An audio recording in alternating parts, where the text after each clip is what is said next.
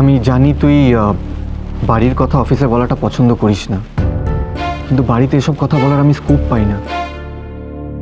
তুই রাগ করিস না দাদা ভাই, দেখ কথাগুলো বলাটা খুব দরকার। আবারও এখানে একটা কাজ করছি, যা বলা তাড়াতাড়ি বল। দাদা ভাই, বৌরানী খুব ভালো, আর এই কথাটা আমার তোকে আলাদা করে বলার কোনো দরকার নেই, তুই নিজেও ভালো করে জানিস। আজকে বাড়িতে পিসিমণির হয়ে সবার আগে বৌরানী গিয়ে কথা বলল। শুধু তাই নয়, বাড়ির সবার জন্য কত ভাবে বলতো বৌরানী। তো যা বলার হয়ে গেছে? না, যেটা বলতে চাই সেটা হলো বৌরানী এত ভালো হয়েও কেন ওর সাথে বারবার খারাপটা হবে। আমি একটা কাজ করছি অব্র, এত ভনিতা না আমার ভালো লাগছে না। দাদা ভাই, বৌরানী আমাকে ভাই বলে ডাকে, আর তাই আজকে আমি তোর কাছে একটা ছোট্ট রিকোয়েস্ট নিয়ে এসেছি। মানে কনক তোকে এসব কথা বলতে পাঠিয়েছে?